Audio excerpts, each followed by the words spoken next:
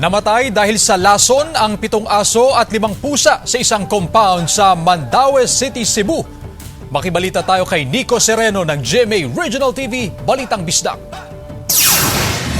Benji! Benji! Nara, di ada pita. Benji! Isa ang asong si Benji na alaga ni Helen Durado sa mga namatay na aso sa compound sa Barangay Kabangkalan noong December 2. Ayon kay Durado, hindi ito ang unang pagkakataon na namatayan sila ng alagang hayop. Noong nakaraan, wala silang nakuhang ebidensya. Ang sudan ato lami kaayo niya. Hiluan lang. Last year si Britney, si Trixie, usa.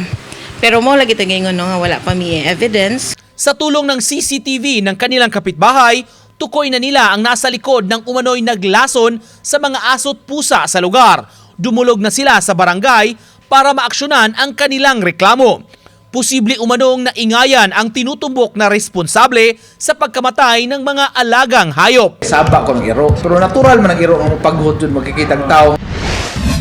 Ito ng itsura ng asong si Bamboo nang matagpuan malapit sa isang tindahan sa barangay Minto, Ginubatan, Albay. Duguan at putol na ang isang paa nito at wala pang makapagsabi kung sino ang gumawa nito.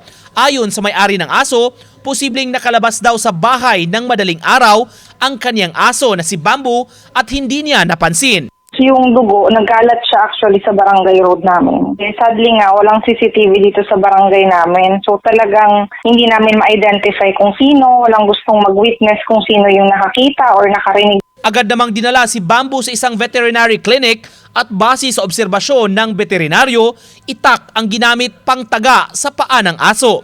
Nagkaroon ng impeksyon ng aso kaya halos 5 araw din itong nanatili sa veterinary clinic.